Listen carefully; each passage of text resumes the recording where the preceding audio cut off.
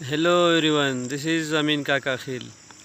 محبتیں اور سلام، پروگرام دکھتی رگ میں خوش آمدید۔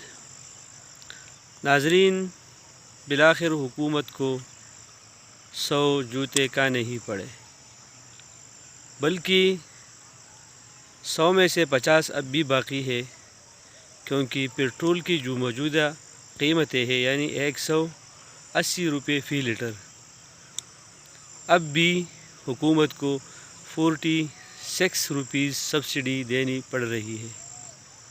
تو اب دیکھتے ہیں کہ حکومت 100 جوتے کب پورے کرتے ہیں۔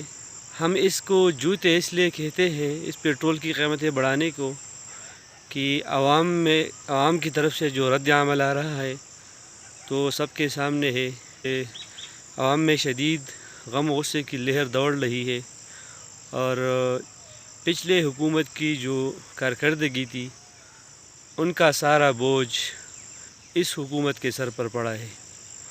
اب یہ دیکھتے ہیں کہ حکومت یہ پیٹرول کرائسس کو کس طرح سنبھال پاتی ہے، اور کس طرح یہ اپنا جو ٹینیور ہے، جو 1 ایئر کا ٹینیور ہے، اسمبلیوں کی مدت ہے، کیسے پورا کرتی ہے۔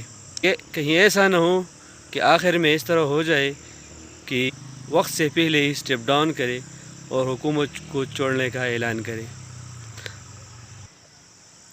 بہرحال یہ جو حکومت ہے، یہ تو ان کو پتہ ہوگا، انہوں نے پہلے سے سوچا ہوگا کہ ہم کس طرح اس ڈوبتی نیا کو بچا لیتے ہیں، لیکن لگتا یہ ہے کہ اس حکومت کو 100 جوتے اور 100 پیاز دونوں کھانے پڑیں گے۔ بس اللہ خیر کرے اور وہی ہوں جو اس ملک کے فائدے میں ہو۔ Thank you for watching. اللہ حافظ۔